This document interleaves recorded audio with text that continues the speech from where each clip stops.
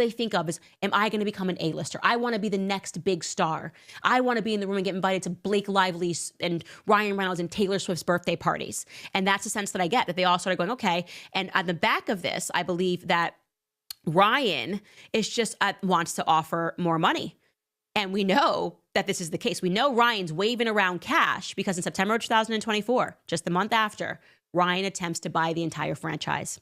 Blake Lively's husband, Ryan Reynolds, willing to buy out Justine Baldoni from It Ends With Us. This comes after we hear Colleen like, no, you're not really saying anything. So the plan was already hatched. We're taking this movie from Justine Baldoni. And Justin is none the wiser. He doesn't know this is going on. He has no idea if this is happening. He's just trying to get the film over the finish line. It is stunning to me that he's put in the basement with his family and like Brandon didn't go down to sit with him. Like there was not a good person that said, you know what, this is really wrong. He's held this and the rights for 5 years and has like done everything to bring this movie to life. And we're treating him like trash because A-listers want to take it over because Ryan Reynolds is angry.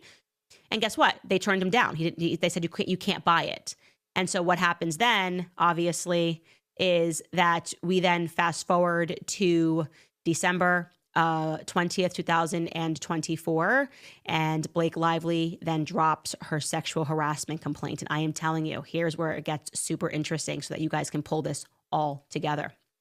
Somebody said to me, and this feels very true to me, they leaked to me that one of the ways, so if you're Ryan Reynolds and you're high, I'm not saying on meth, but you're just like high on your own supply and you try to buy it and you say, no, there's no cost too high. bet you there's a cost too high, buddy. You got a lawsuit for $400 million right now. I'm thinking there might've been a cost too high for this movie and you're about to pay it, Mr. Tough Guy, Mr. Deadpool. And Justin says no. And you're like, who is this guy? I'm worth $200, $300 million. Who is this guy? I'll get rid of him one way or the other. Well, somebody told me that when Colleen sold her book rights, there was and this makes sense, morality clause. Now, if you're not aware of what a morality clause is, I've had them in my contracts. It means essentially we're paying you enough money and you can have this. Obviously, it's a normal sale. But if you do something that harms the brand, we have a right to dismiss you. Doesn't matter if you bought it, okay? So this could include like, Candace Owens works for Prager University and then Candace Owens, gets arrested for doing cocaine, gets filmed doing cocaine at a party, right? That would be very harmful to a conservative brand. If I'm caught doing drugs, Candace Owens shooting up meth, whatever it is, they can just drop you from a contract. That's called a morality clause, okay?